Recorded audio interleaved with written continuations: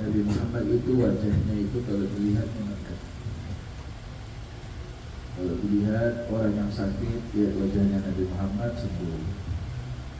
Orang yang sedih, lihat wajahnya Nabi Muhammad jadi senang.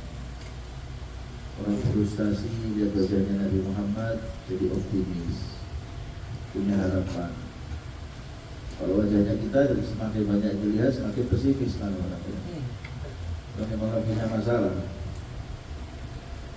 Kenapa bisa begitu? Ya karena memang wajah orang-orang seperti beliau-beliau pewaris Nabi Muhammad saja, itu kalau dilihat wajahnya senang. Abah Guru saja kalau dilihat wajahnya senang. Lihat wajahnya Abah Guru kumpul senang. Lihat wajahnya Habib Saleh bin Muhsin Al-Hamid senang. Habib Saleh Tanggulu. Lihat wajahnya Mbah Hamid Pasuruan senang. Kita itu Sayyidun Jahkuhut Tabasumu wal Masyul Huwaina wa Naumuhul Iqba'u Masih wa khulqihin nasimu wa la ghairu muhayyahu rawbatul Rana kamulat mahasinu falau ahdas sana lil badri inda tamamihi lam yursafi. Jadi wajahnya Nabi Muhammad itu sempurnanya kalau diletakkan ke bulan, bulannya gak pernah kelihatan. Mulianya wajahnya Rasulullah. Saya nggak bisa bayangkan, nggak bisa mengilustrasikan bagaimana cantiknya, indahnya wajahnya Nabi Muhammad, nggak bisa. Mau diilustrasikan seperti apa arah? Terlalu hebat Rasulullah itu. Hebat aja. Fahasuna minni an umsika innatan aklam fi hadzal maqam. Jangan dibilang kali itu dia bicara begitu, gak kuat, air mata menetes, nangis. Fahasuna minni an umsika innatal aqlam. Cukup sekiranya baik buat saya selesai sampai sini benar. Untuk menuliskan bagaimana sifat-sifatnya Nabi yang begitu sempurna. Karena gak kuat beliau. Jadi Nabi itu begitu hebat, begitu luar biasa. Alhamdulillah kita umatnya.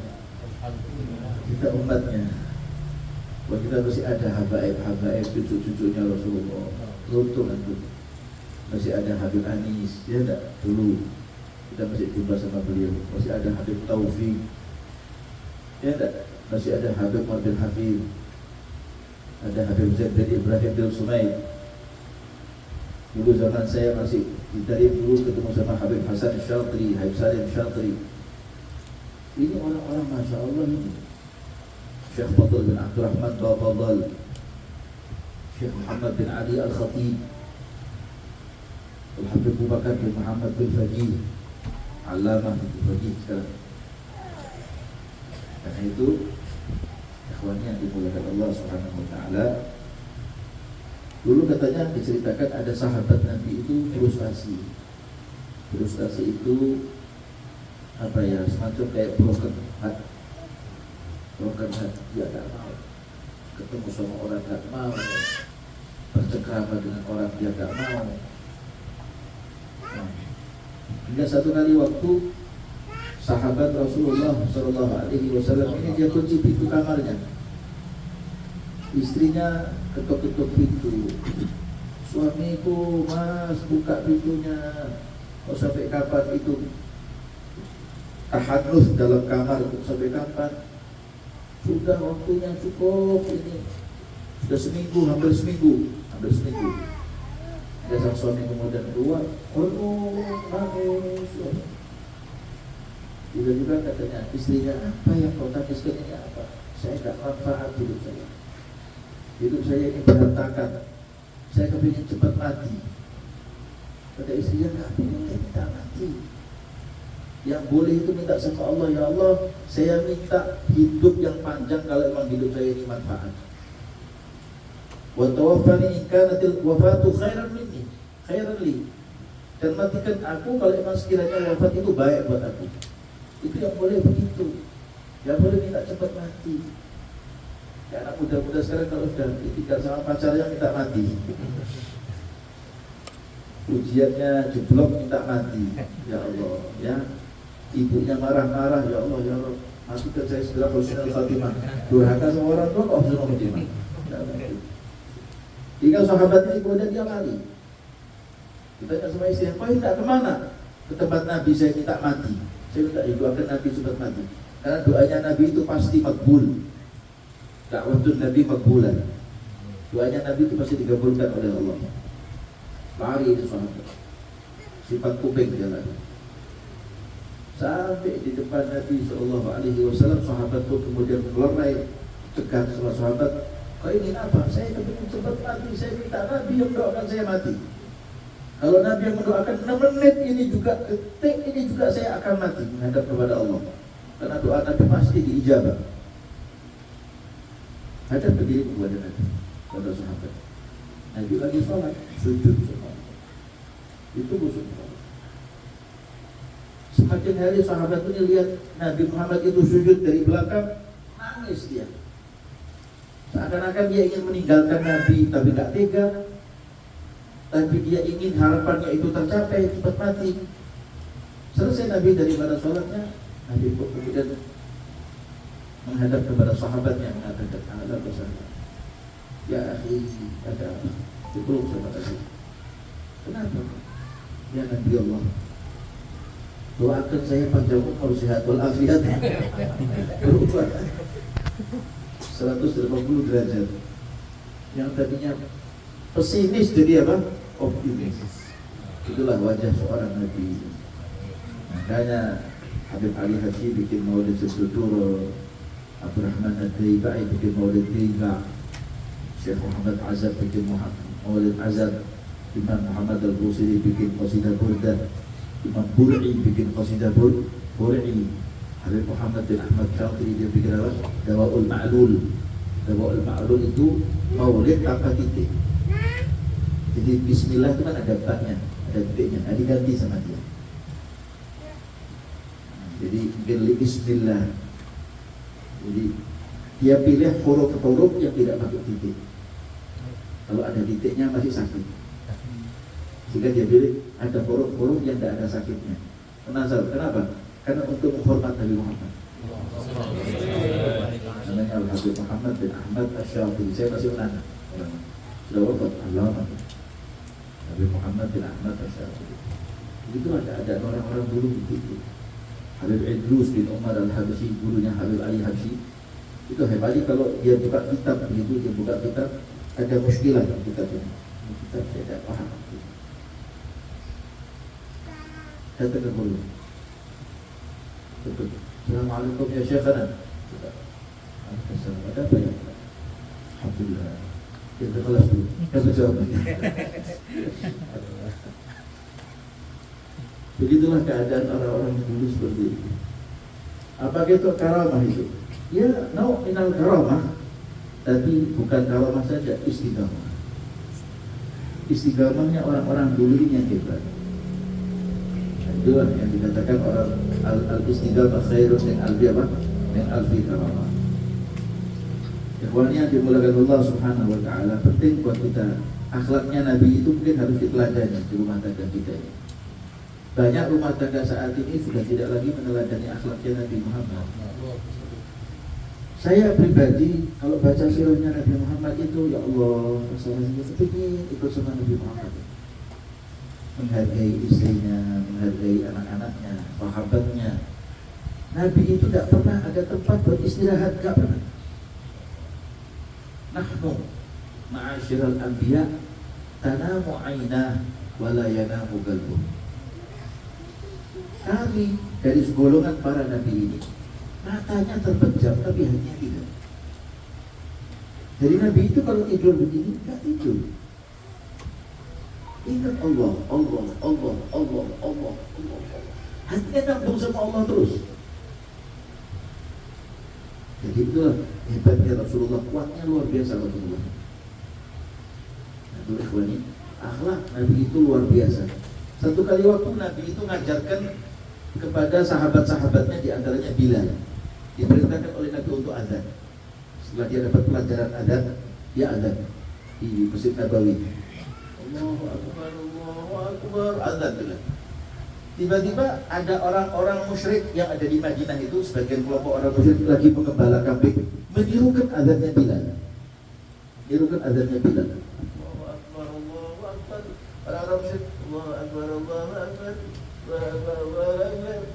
Apa itu? Panggilan apa? Ditirukan.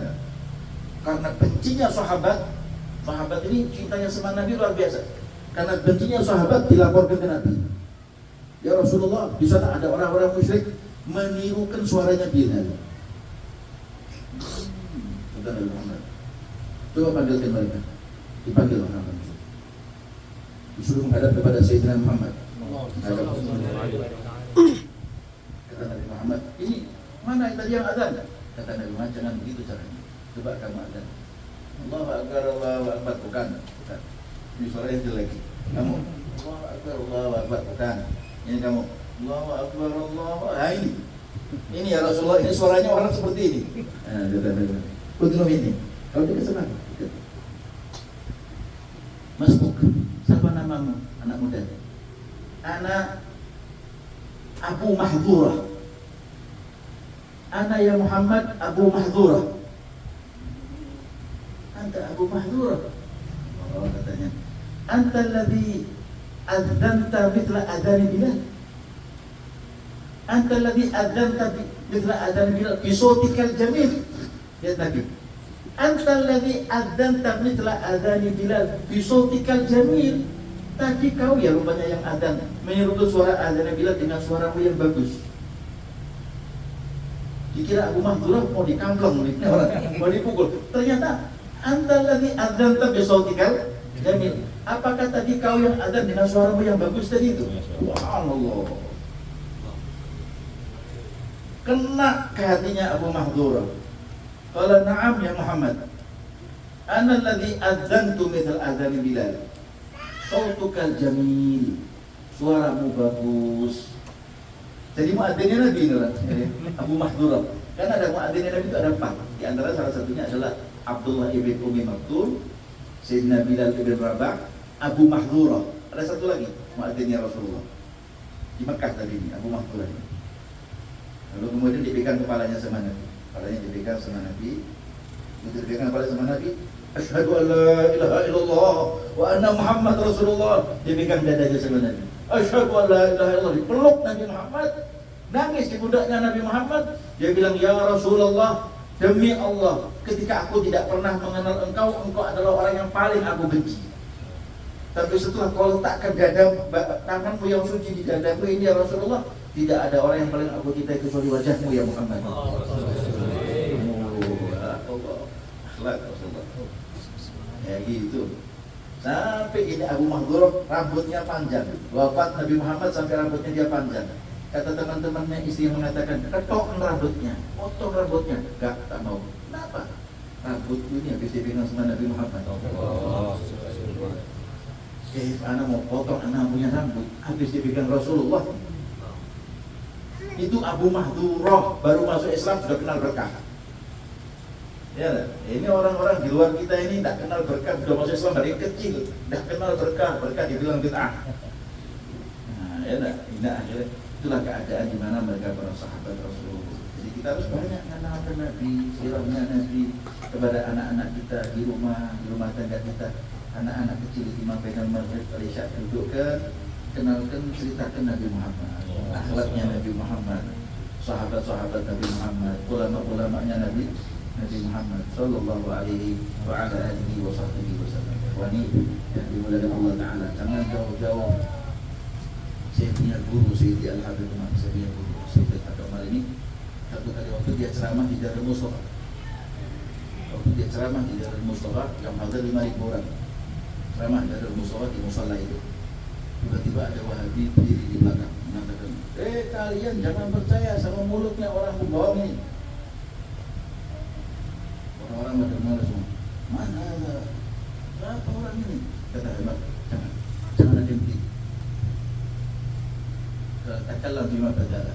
Bicaralah apa selama apa yang kamu. Jangan percaya kalian dengan pembohong orang ini. Ini Umar bin Hafid, pembohong besar, pemecah belah umat. Ini orang tak benar. Ini musyrik. Ini kau. Sudah macam-macam. Selesai doa, dibaca doa sama Habib Umar, wa ila hadratin Nabi al-Fatihah. Bubar semuanya, Ahmad. datang menuju ke majelisnya orang tadi ini. Orang ini sudah tua, duduk di bawah, diangkat sama kami. Ayam ini, ya. Jadi itu Muhammad dikasih sama Muhammad beberapa uang begitu, uang real, dikasih hadiah sama Abdul Umar kurma, dikasih sama Abdul Umar itu cincin, dikasih cincin, lalu kemudian sama Muhammad dicium tangannya. Maafkan anak ya, anak minta maaf. Sampai ente marah sama anak, mungkin anak yang salah. Ini pewarisnya. Wakif Nabi. Ini pewarisnya kayak ini. Cium tangan. Nangis si Wahabi yang tua itu. Kenapa? Ya Sayyidi. Anak punya anak 10. 10 anak punya anak, gak ada yang cium tangan anak. Tapi itu yang anak benci. Kenapa itu cuma anak punya tangan? Anak diajarkan sama anak punya abang, sama anak punya guru, suruh cium tangan orang yang lebih tua. Mana melihat kayak begitu, ini akhlaknya orang pewarisnya Nabi. Wakil akhlaknya Nabi Muhammad. Guru sepupu dan istri. Orang-orang hebat orang-orang. Pewaris Nabi Muhammad. Ya, tinggal kita. Ayo contoh rumah tangga kita akan Nabi Muhammad. Hidupkan akhlak dan sunnah Nabi Muhammad di dalam rumah tangga kita. Ini mungkin saya tidak minta disuting karena ini mungkin sifatnya sangat sensitif. Saya ijazahkan